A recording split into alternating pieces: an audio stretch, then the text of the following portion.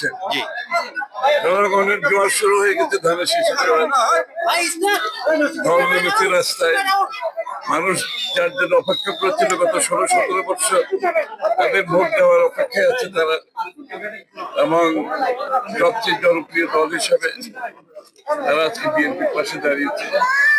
কারণ বিএনপি তাদের পাশে ছিল গত 17 বছর, রাস্তায় ছিল, আন্দোলনে ছিল, জেলে ছিল, গুম হয়েছে, খুন হয়েছে, মৃত্যুবরণ করেছে।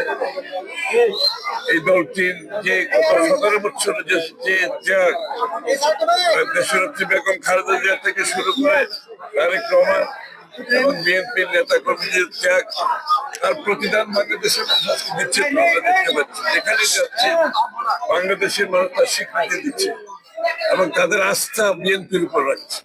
আগামী দিনের বাংলাদেশের যে স্বপ্ন দেখছে সেটা তারা মনে করে বিএনপি একমাত্র এই তাদের সেই আশা প্রত্যাশা পূরণ করতে পারবে এবং বিএনপির জনগণের সাথে আস্থার যে রাজনীতি সেটা আবার গণতন্ত্রের দিকে আমরা যাচ্ছি সবাই মিলে। বাংলাদেশে গণতন্ত্র ফিরিয়ে আনার জন্য বিএনপি আর গণতন্ত্রকে আলাদা করা যাবে না, দুটো একাকার হয়ে গেছে। সুতরাং গণতন্ত্রের যুদ্ধে আমাদেরকে জয়ী হতে হবে।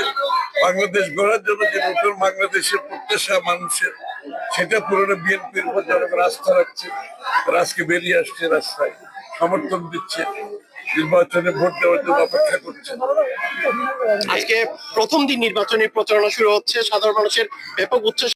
আমার আনন্দ আর কিছু না, আমার আনন্দ আমাদের বাংলাদেশের মানুষ সকলের আনন্দ হচ্ছে তারা তাদের মালিকানা ফিরে পেয়েছে।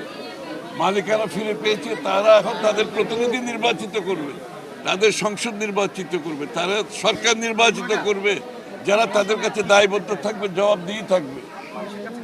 এটা থেকে বাংলাদেশের মানুষ আজকে প্রায় 17 বছর বঞ্চিত।